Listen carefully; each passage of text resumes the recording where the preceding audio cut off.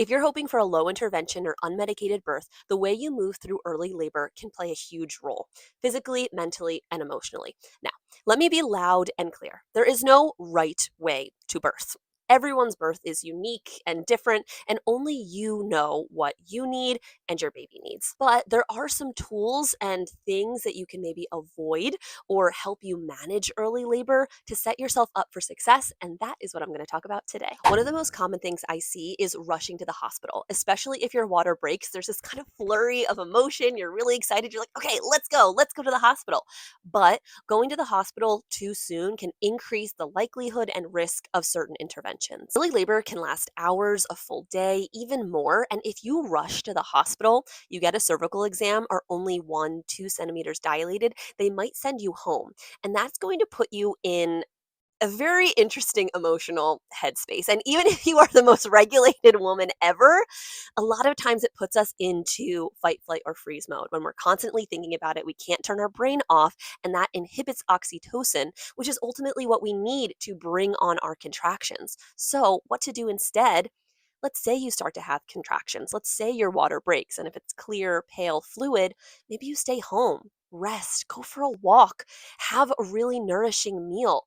Put on a movie, cuddle, create a beautiful, nurturing experience in your home before you head to the hospital or birth center. Hypnobirthing has a rule of when to go to the hospital or birth center, which is 3-2-1. Consistent contractions every 3 minutes for over 2 hours, and they're each a minute in length. Even then, trust how you feel. Lean into your intuition. Can you talk through your contraction? Do you need to pause and breathe? Really check in with how you're feeling.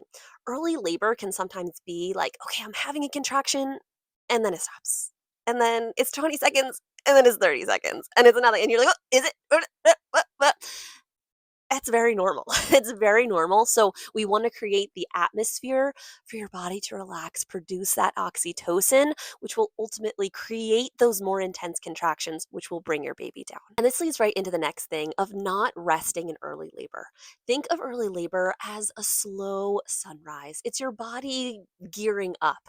There is no rush. So slow it down. Again, we can feel really excited, and that's often when we rush to the hospital or birth center, but there is no rush. It's okay. Slow it down. Give your body time and space to gear up for labor. If it's nighttime, trying to sleep as much as possible, getting rest will really make a big difference. It might not be a full, deep REM sleep, but resting between your contractions can really be a game changer. Maybe you put a pillow between your knees, get an eye mask, curl up with your heating pad, make a warm cup of tea, really create a cozy environment so that you can slip into a relaxed body and mind. If it's the daytime, rest doesn't necessarily mean sleep. Maybe it's listening to a hypnobirthing track. Maybe it's doing some yoga or light stretching, going for a walk. Honestly, going about your day until you can't anymore. Even if that's to run an errand and you have to pause every 20 minutes to just kind of ride out your contraction. That's okay. Go about your day until you can't anymore.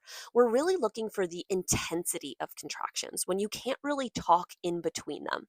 Usually that's when they are every 3-ish minutes apart, but we're really looking for that minute of intensity.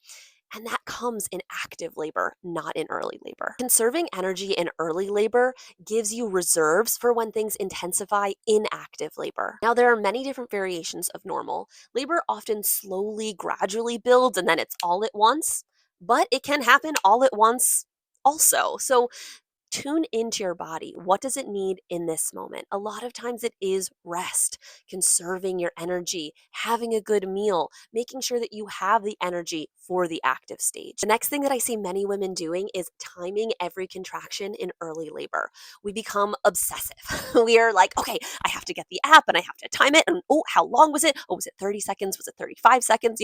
And we become obsessive, which is very normal because you care. It means you care, which is a good thing. But constantly analyzing in early labor pulls you out of your body and mind and actually slows your labor. Instead of staring at the clock or whipping out your phone or app every time you feel a contraction, tune into your body. What are you feeling? Are you noticing them getting stronger? Do you need to pause? Can you talk through them? Are they getting stronger? These are better indicators than, whipping out your phone or what the app says. Your intuition is powerful. If you're unsure, Maybe you bring in your partner at that point and maybe they time the contractions, but we really want you to turn your brain off in early labor. You don't need to be hyper focusing or fixating on, okay, was this 5 minutes apart? How long was this? That is again going to just pull you out of your body, which is not what we want. The next thing I see many women stressing over in early labor is their water breaking or their water not breaking. Movies will show, the big gush and, it's chaotic and then your baby's here. I actually have a whole video on your water breaking. But in real life, contractions are usually the first indicator of labor, not your water breaking. And your water might not break until you're 8, 9, 10 centimeters dilated while you're pushing. Some babies are even born with the amniotic sac still intact. So it's really nothing to stress over. If your water does break, there's no need to panic. Contractions usually start within a 12 to 24-hour period. So I would just mark the time, check the color and the odor, and then check in with your provider, and then go about your early labor life. If your water hasn't broken, again, another variation of normal. There's no need to panic about that either, which flows right into my next mistake that I would want you to avoid of feeling like you have to rush or force labor to start. Basically, the natural methods of induction. Bring it back to your water breaking. Having the amniotic sac intact actually cushions your baby and often makes contractions more manageable. So when we're like, oh, why isn't my water broken? Or I need them to break my water.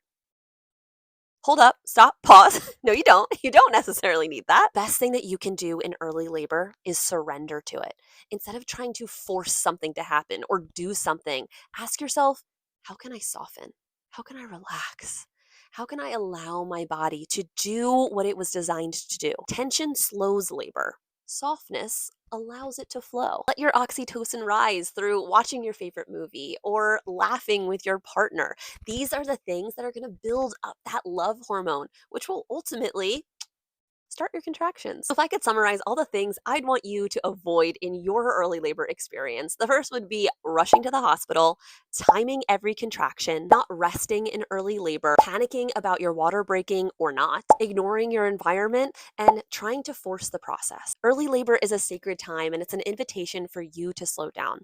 If you want to dig deeper into how you can prepare for this experience, I created the pregnancy prep packet, which you can find in the link in the description below. Well, that's all for me today. Thank you so much for watching. Please like, comment, and subscribe, and I'll see you in my next video. Bye, guys.